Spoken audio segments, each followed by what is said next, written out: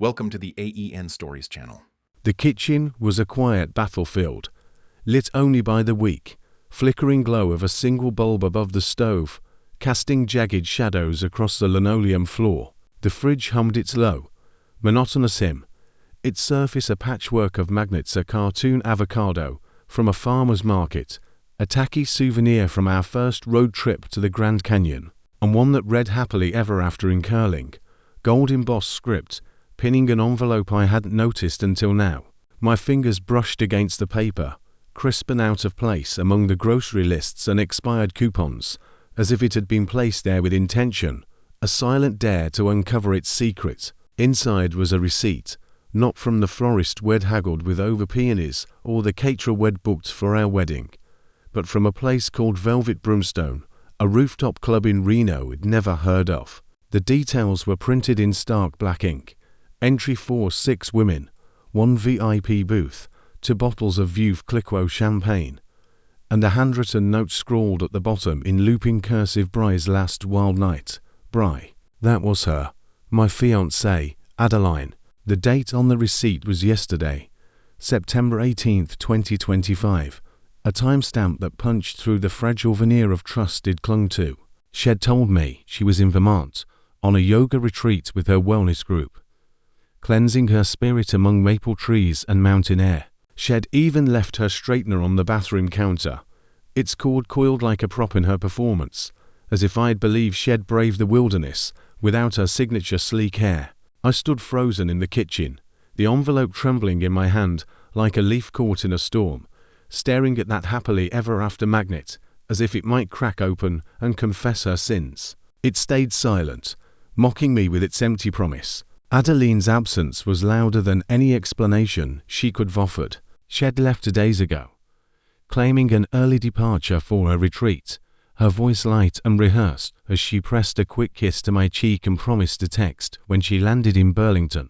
No lingering goodbye, no detailed itinerary, just a suitcase packed in a flurry and a wave as she slipped out the door. I hadn't questioned it. I never did, not when she'd flash that disarming smile or toss her hair with a laugh that used to feel like sunlight. But now the receipt burned in my palm, a paper grenade with a fuse already sparking. I checked her phone's location history disabled. As expected, a digital wall erected to keep me out. Her messages were barren of anything recent, just mundane threads about grocery lists and dress fittings, the kind of normalcy that now felt like a carefully curated lie. Then I opened her best friend, Tara's Instagram story, a blurry clip already fading into the 24-hour void, but not fast enough for me to miss it. I caught her still before it vanished, red neon lights pulsing like a heartbeat, a woman dancing on a table under a haze of smoke, and a hand holding a sparkler, wrapped possessively around a stranger's shoulder. On that hand, unmistakable even in the grainy frame, was Adeline's engagement ring, the one he'd spent 6 months saving for, its diamond catching the club's crimson glow like a traitor's beacon. My stomach churned, a cold, heavy knot tightening until it pressed against my ribs. I sank into a chair at the kitchen table, our unworn tuxedo hanging by the door like a ghost draped in black and white, a relic of promises that now felt like cruel fiction. I whispered to myself, "Don't do anything stupid, Ethan," my voice barely audible over the fridge's hum. I didn't scream, didn't smash the ceramic mug she'd left in the sink with a faint smudge of her coral lipstick. Instead, I opened my calendar app, the screen glowing harsh in the dim light, and found our wedding date October 5th, 2025, just 2 weeks away. My thumb hovered over the entry, the words Ethan and Adeline's big day staring back like a taunt. I pressed delete, the app prompting, "Are you sure?" With clinical indifference. I was sure. Then I started packing not her things, but mine. My camera gear, each lens meticulously wrapped in soft cloth, my grandfather's pocket watch with its faint, steady tick like a heartbeat from a past life, my laptop with its sticker-covered lid, the navy hoodie she hated, because it was to frat boy and clashed with her curated aesthetic. I moved with a calm I didn't feel, folding shirts with precision, zipping bags with finality, each action a deliberate step away from the gravity of her orbit. On the counter, next to the fridge, where the receipt still sat like an accusation. I left a note, scrawled in black ink on a torn piece of notebook paper. I saw enough. Don't look for me. I slipped off my engagement ring, its weight foreign and cold in my palm, and placed it atop the note, a final punctuation on a story I was ready to end. Then I booked a flight not to anywhere specific, just away. I typed anywhere into the airline's search bar and clicked the first option that popped up. Helena, Montana. No memories of us there. No Adeline. Just a blank slate, 1,200 miles from the life we'd planned. I was halfway to the airport, streetlights blurring past like fading stars, when her first text buzzed through. Hey babe, flight delayed. Can't wait to see you. A red heart emoji pulsed at the end, bright and hollow as a neon sign. I didn't reply, my hands tight on the steering wheel, the road humming beneath me. The plane's engines roared as I stared out the window, watching the city shrink into a grid of lights below, wondering how many lies could be packed into a single weekend. By the time her return flight landed, I was airborne. Halfway across the country are a cramped regional jet that smelled of stale coffee and synthetic Pioneer freshener. The irony wasn't lost on me. Adeline was flying back from a party masquerading as a spiritual retreat, champagne flutes and sparklers in place of yoga mats, while I was soaring toward a place untainted by her name, a refuge where her shadow couldn't reach. I powered off my phone before her next message could land, knowing it would be some breezy deflection, babe. I'm home, where are you? As if her weekend had been nothing but mindfulness and green smoothies, not velvet boots and strangers' shoulders. In Helena, I checked into a budget hotel off a quiet highway, the kind with thin walls, a flickering vacancy sign, and a front desk clerk who didn't look up from his phone. The room was small, the bed creaking under my weight, the air heavy with the scent of cheap carpet cleaner. But it was mine, free of her jasmine perfume and the weight of her half-truths. I didn't sleep that night, my mind a carousel of her words spinning in the dark, the vague itinerary she'd mumbled about over coffee, the sudden protectiveness over her phone, claiming her bridal group chat was a sacred space full of dress photos I couldn't see. Bad luck, she'd said with a wink. At 4:27 a.m., restless and raw, I did something that still twists my gut with a mix of shame and necessity. I called her mom. I lied, my voice steady despite the tremor in my chest, saying Adeline forgot something important at home, a charger or a book, and asked if she'd arrived safely in Vermont. Her mom paused, a beat too long, her voice laced with confusion. She left for Vermont 2 days ago, didn't she? She texted me from the airport. That hesitation, those 2 seconds of silence, was a guillotine falling. Adeline wasn't in Vermont. She never had been. I needed more, something concrete to anchor the betrayal that was sinking its claws deeper. On our shared tablet, still logged into her airline app, her carelessness or my oversight, I'll never know I found it. A round-trip booking to Reno, departing Thursday morning, returning Sunday afternoon, less than 7 hours away. The timestamp matched the receipt, a cold confirmation that her retreat was a lie spun with surgical precision. That's when something snapped, not a fiery rage that would have had me punching walls, but a hollow thud, like a door slamming shut inside my chest, locking away the part of me that still hoped. I didn't want to confront her, didn't want her tearful excuses or practiced apologies. I wanted out, clean and quiet, a surgical extraction from a life that no longer fit. I packed faster, my hands steady now, boxing up the fragments of a future if thought was ours, camera lenses, a battered paperback, the watch that ticked like a reminder of time I could still reclaim, the note, the ring, the bags. They were my exit, not a negotiation, not a plea for her to change. When I landed in Helena, the air was sharp with the promise of snow, carrying the crisp bite of pine and earth. I turned my phone on briefly, just long enough to see 3 missed calls, 2 voicemails, and a string of texts from her, escalating from "Hey, love, landed safe," to "What's going on? Call me, please." I didn't open them, didn't let her voice pierce the fragile quiet it found. I tossed the phone into the hotel drawer like it was a cursed artifact and walked out into the pre-dawn chill, my breath fogging in the air.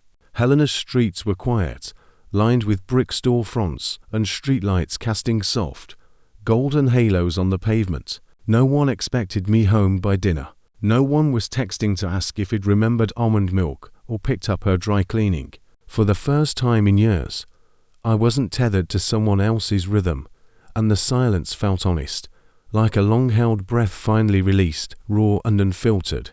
The next morning, the hotel phone rang, its shrill tone slicing through a half-sleep that clung like damp cloth.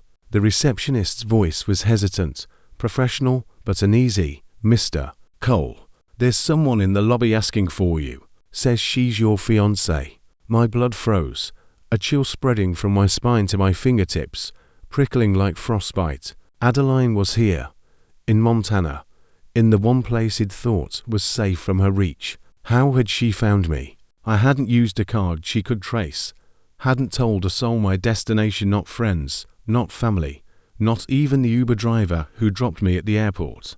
Then it clicked, a sickening realization. The airline app on the tablet. I'd forgotten to log out.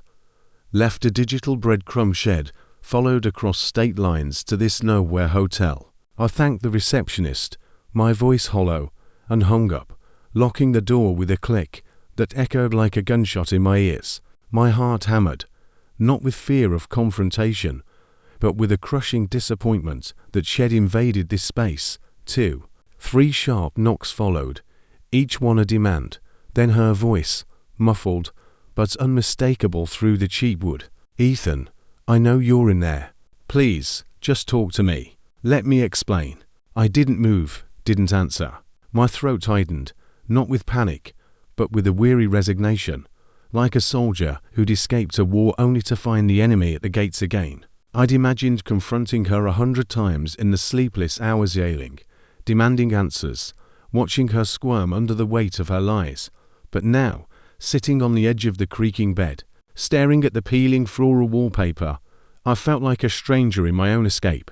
"You don't get to chase me now," I muttered to the empty room, my voice barely a whisper. "You left first, in Reno, with sparklers and secrets." Another knock came, softer this time, almost pleading. Then a long pause, followed by the slow retreat of footsteps down the carpeted hall. I waited 10 minutes, breath held, counting seconds until the silence felt safe again, a fragile cocoon. When I cracked the door open, a note lay on the worn carpet, scribbled on hotel stationery in her hurried scrawl. "Please tell me this is a mistake." I stared at those 5 words, their edges jagged in the dim light, wondering if she even remembered what she'd done, dancing on tables, laughing with strangers, or if, as always, she expected me to hand her forgiveness like a gift she hadn't earned, to explain her betrayal, so she could nod and move on. That night, sleepless and frayed, my hands shaking too hard to hold the hotel's chipped coffee mug, I found something worse than the receipt. Buried in my phone's files, in a folder labeled imports, was an audio clip, likely synced from Adeline's laptop months ago during one of our shared cloud backups, forgotten until this moment of raw desperation. It was 2 minutes long, a fragment of a night I wasn't meant to hear. It started with a pulsing bass line, the kind that vibrates through your bones, overlaid with clinking glasses and the hum of a crowded club. Then her voice cut through, loud and loose, laughing in a way that used to warm me, back when we'd stay up all night talking about dreams and dumb hypotheticals. "It's not cheating," she said, her words slurring slightly, and my breath stopped, caught in my throat like a stone. "It's a pre-marriage detox, you know. One last dip in the wild pool before I'm stuck with responsibility and forever." A man laughed, not me, someone else, his voice low and amused, dripping with a confidence it never mastered. "Does your fiancé know he's the anchor dragging you down?" Her laughter sharpened, a blade honed by alcohol and recklessness. "Ethan, he's the towel always waiting, always there to soak up my mess. He'll still marry me. He always faults." The clip ended abruptly, mid-laugh, her words echoing in the dark hotel room. Flap. I couldn't dodge, each syllable a nail in the coffin of our future. I didn't scream or hurl the phone against the wall. I went quiet, a permanent kind of quiet, like a light had been snuffed out in a corner of my soul I hadn't known was still burning. Sitting in that Montana hotel room, the air thick with the acrid scent of cheap carpet cleaner and regret, I realized our relationship wasn't built on love, it was built on my willingness to ignore the cracks, to believe her promises, because they were wrapped in smiles and soft touches, to play the role of the steady fool who always came back. I deleted the clip, not to protect her, but to spare myself its echo. The way her voice turned me into a punchline. I drafted a text, my fingers trembling over the screen. "I'm not your towel anymore." I didn't send it. It wasn't for her, it was for me. A vow etched in silence to stop absorbing her chaos, to stop being the backdrop to her reckless whims.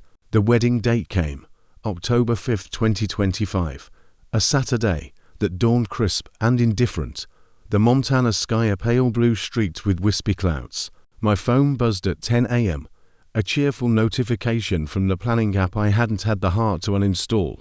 Today's the big day. I stared at it until the screen dimmed, sitting in a Billings diner 1,000 miles from the vineyard venue we'd booked for 87 guests. Its rolling hills and fairy lights now a distant dream. The schedule was still there in the app.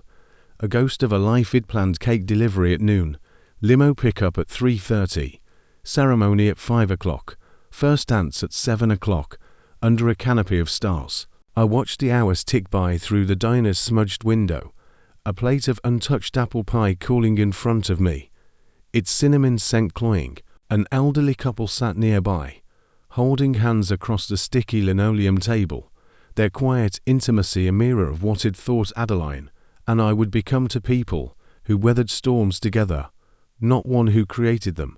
I wondered if she showed up, if she stood in that chapel in her dress, the one Shed kept hidden for the surprise, pretending nothing was broken, or if Shed cancelled it all to save face with our friends and family. Knowing her, Shed played the part, tears on cue for the guests, spinning a story of my sudden, inexplicable disappearance, painting herself as the heartbroken bride. Shed tried to reach me after the hotel confrontation, 3 calls and a flurry of texts that I ignored, their notifications piling up like debris. 9 days later, in a laundromat off a dusty Montana highway, the hum of washing machines a dull roar behind me, her silence broke with a message, no subject, just an attachment. A photo, blurry and oddly cropped, but I recognized the setting instantly, the copper lantern, the upscale bar we'd reserved for our rehearsal dinner, its warm lighting and exposed brick backdrop we'd chosen together. There she was, smiling, her hair curled in that intricate way Shed always said was too much effort for everyday life. On her finger, the engagement ring had left behind on the kitchen counter, now a prop in her new narrative, glinting under the bar's coppery glow. Next to her, a man late 30s, bearded, shirt half untucked, leaning toward her with a familiarity that wasn't mine, a casual intimacy that spoke of nights I wasn't invited to. They weren't touching, but their closeness screamed a connection I'd been erased from. 3 minutes later, another text landed. "You disappeared." I didn't know what else to do.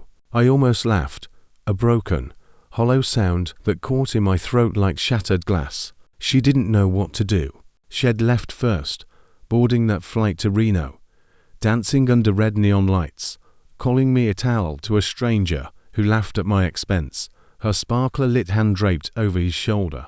I stared at the photo, the washing machine's rhythmic thumper counterpoint to my racing pulse, and typed, "You moved on first." I didn't send it. The words were true, a quiet truth that settled like sediment in my chest. But they weren't for her, they were for the part of me, still untangling the web of her lies, still trying to understand how I'd missed the signs for so long. I powered off my phone, left my laundry spinning in the machine, half-wet jeans tumbling like my thoughts, and walked out into the vast Montana afternoon, the sky stretching above like a canvas of second chances, wide and unblemished. Adeline hadn't grieved me, Shed replaced me, rewriting our story without my name, casting me as the footnote in a grand adventure, and I was done mourning a version of her that only existed in my hopes, A mirage of love he'd chased through years of red flags and half-truths. I found a place, not a forever home, but enough for now, a small rental on the edge of Whitefish, a town nestled against mountains that loomed like silent guardians, their peaks dusted with early snow. No wedding venues with trellised archways, no dress shops with mannequins draped in lace, just a diner with sticky booths, a hardware store smelling of sawdust, and a lake that reflected the stars without judgment or expectation. I got a job at the local library, a low brick building with creaking floors and shelves groaning under the weight of stories, mysteries, romances, histories, all bound in cracked spines, it'd mend with tape and care. I spent my days shelving books, answering quiet questions from patrons, sipping coffee from a chipped mug I found in the break room. Its faded world's okay's librarian slogan, a small rebellion against perfection. It wasn't glamorous, not the high-octane photography career I'd once chased to impress Adeline, but it was honest, quiet, and wholly mine. Adeline never reached out again after that photo. No apologies or explanations, just a silence that spoke louder than her words ever could. That absence, strangely, was what gave me peace, not a fiery revenge or a public confrontation, but the simple choice to walk away and keep walking, each step a reclamation of the man I'd been before her. One of the library regulars, an older woman named Esther, who borrowed mysteries by the stack and always smelled faintly of lavender, told me I had a good sadness in my eyes, like I'd seen the world's sharp edges and chosen to keep going despite them. It was the kindest thing anyone had said to me in years, a quiet acknowledgement that my wounds didn't define me, only shape me. I still have the ring tucked in a drawer beside my grandfather's watch, not as a tether to Adeline, but as a reminder that I deserve promises that hold under pressure, that don't buckle when the music gets loud or the lights turn red. Someday, I'll sell it, or maybe toss it into the lake that sits behind my rental, watching it sink through the clear water, ripples fading into nothing like the life I left behind. For now, I'm breathing free, no longer waiting for someone to come home and fix the parts of me they broke. No longer the towel soaking up someone else's mess. But the story didn't end with my escape to Whitefish, not entirely. The first few weeks were a blur of settling in, learning the rhythm of a town where strangers nodded on the street and the diner's coffee was always a little too weak. I'd walk to the lake at dusk, sketchbook in hand, charcoal smudging my fingers as I tried to capture the way the mountains cradled the horizon, their peaks sharp against a sky that bled pink and gold. Drawing was something I hadn't done since college, when Adeline would tease me about my artsy phase and nudge me toward a real career in photography, something she deemed more polished, more presentable. Now, the sketches were for me, messy and unpolished, lines that didn't need to impress anyone.